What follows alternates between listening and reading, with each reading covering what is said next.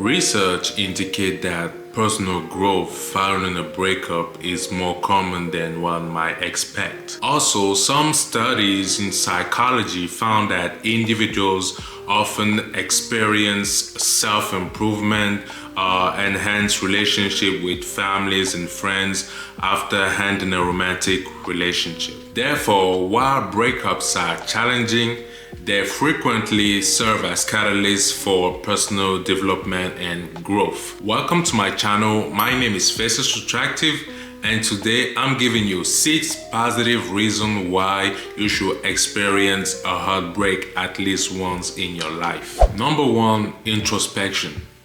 One of the positive sides of having a heartbreak after a relationship ends is the fact that it drives you to understand what went wrong in your previous relationship. Now you have the opportunity to learn about yourself and to identify your flaws and maybe your previous partner flaws.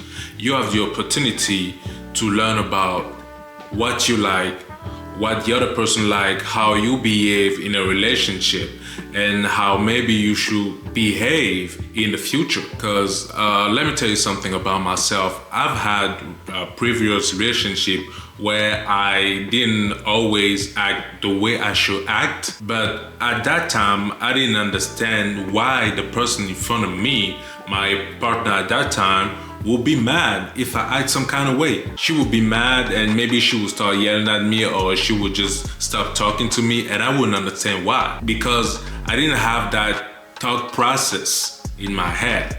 But after we ended that relationship, and maybe a few years later, I started introspect, and I realized that, whoa, I actually acted wrong. I actually didn't have to proceed that way. That was wrong. Maybe I should try to do better.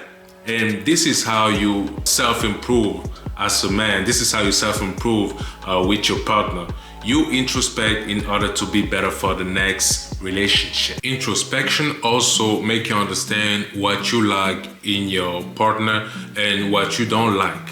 And sometimes you're just not compatible, but you gotta know it from the jump. You gotta know it from the very start, because by knowing what you like in your partner or in your potential partner, you know if you're gonna be on the same page. Or maybe you can be the toxic person, or maybe she's the toxic one. You gotta also be able to identify that. You don't really wanna hang out with somebody who's toxic, or most of the time, people who are toxic don't even know it.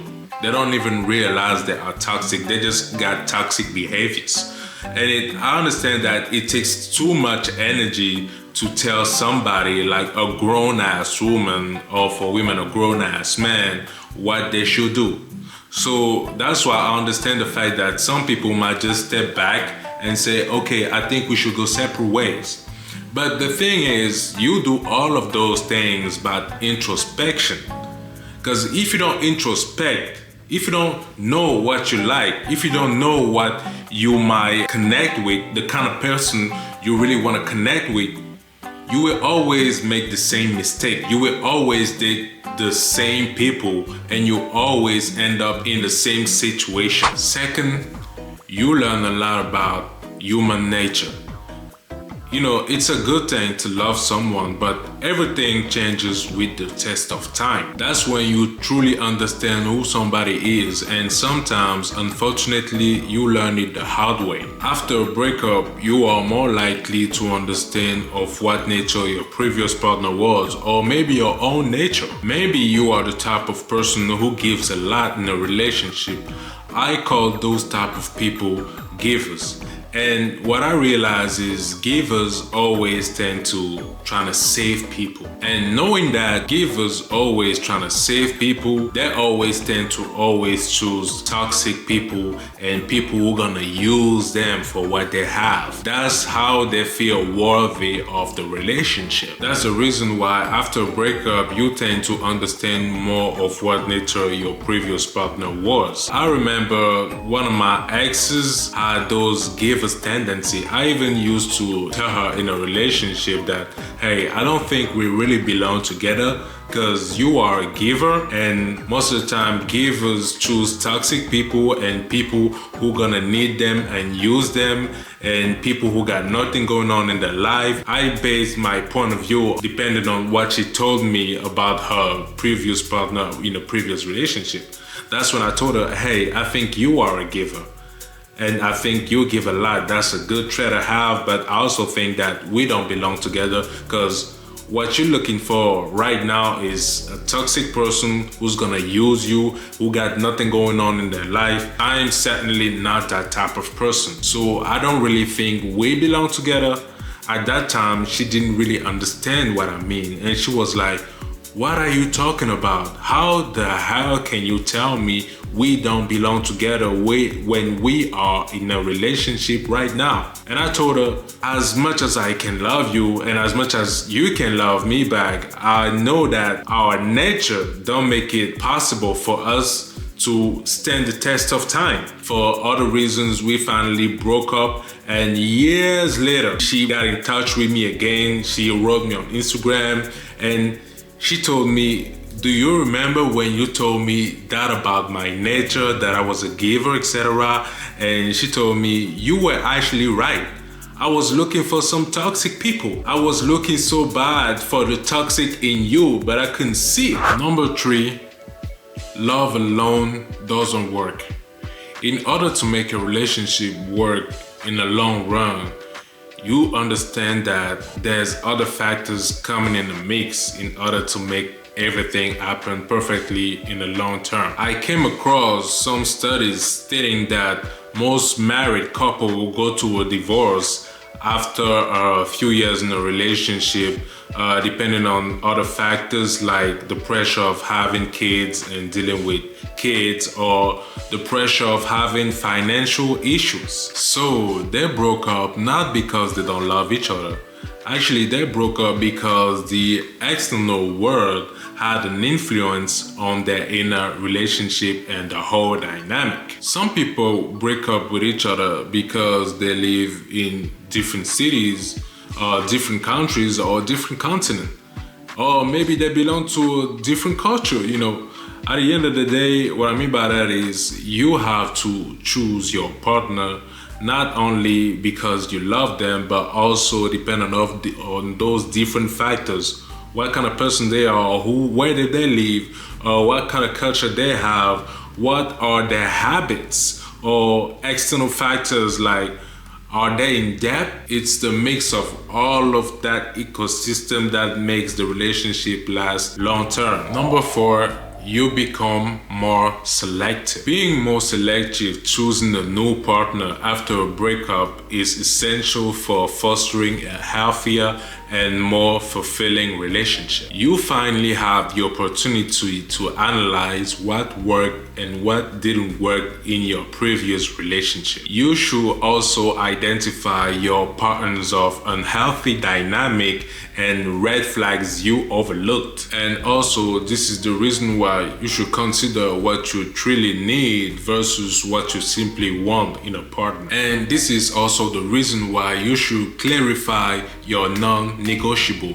What are your core values that you're looking for in a partner in order to make that whole dynamic work? It could be emotional availability, it could be honesty, it could be ambition. I know that for myself, ambition plays a huge part in my partner. I want her to be very supportive. And this is actually leading me to my next thing. She gotta be ambitious, because it also leads us to the deal breakers. You gotta have deal breakers. I know my deal breakers are ambition and somebody who's not really organized. Like, you go to our place and it's a completely mess. Like, I can't deal with that. So you also gotta know what are your deal breakers. It can be a different point of view on life. It can be a lack of communication.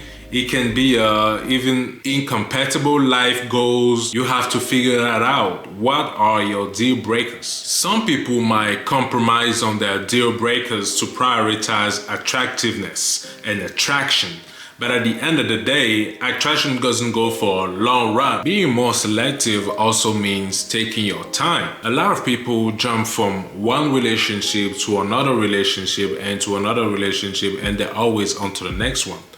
But when do they really take the time to know themselves? You have to take the time to know who you are, to introspect, as I said on my previous point, in order to improve, to self-improve, and to be better for your next relationship.